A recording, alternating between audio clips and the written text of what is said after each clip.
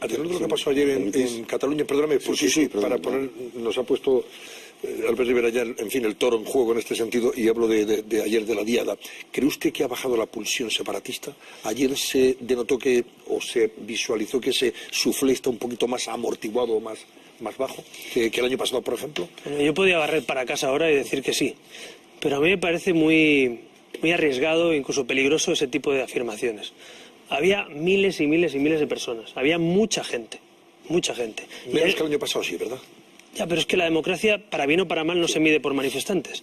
Y el problema que tenemos en Cataluña es que hay, no sé si un 35, un 40, un 45 de catalanes que piensan, legítimamente, a mi juicio equivocadamente, que con la separación de Cataluña del resto de España se acaban los problemas económicos, los problemas sociales, los problemas de corrupción. Yo lo discrepo, yo creo que al revés, sería incluso peor.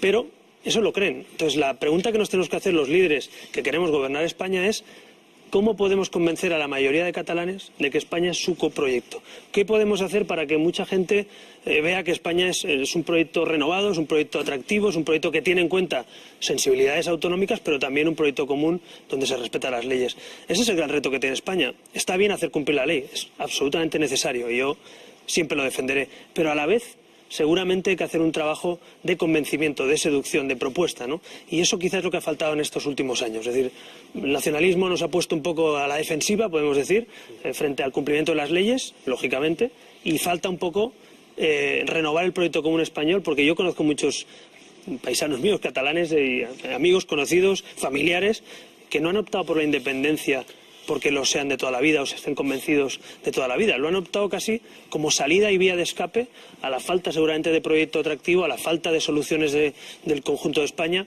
y eso hay que revertirlo con política.